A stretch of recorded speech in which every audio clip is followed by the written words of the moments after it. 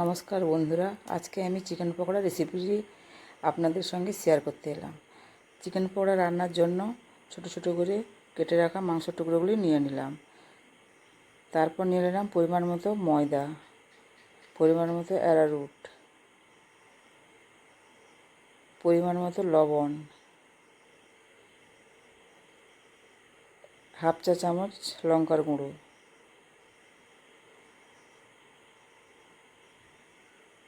Half চা চামচ গরম মশলার গুঁড়ো, কুচনো আদা, পরিমাণ মতো হলুদ গুঁড়ো, কুচনো ধনে পাতা, পরিমাণ মতো পেঁয়াজ কুচি,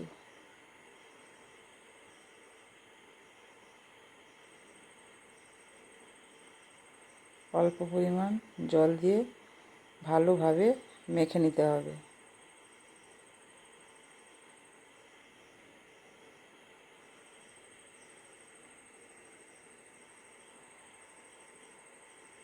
ভালোভাবে মাখানো হয়ে গেছে।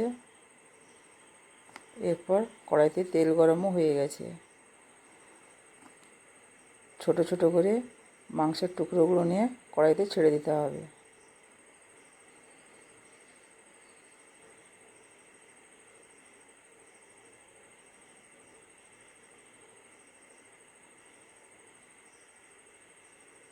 তারপর 4 থেকে 5 মিনিট এইভাবে নাড়াচাড়া করে নিতে হবে।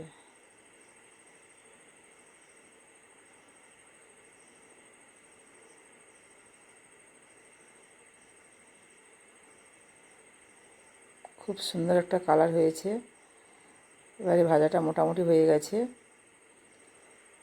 তুলে নিতে হবে।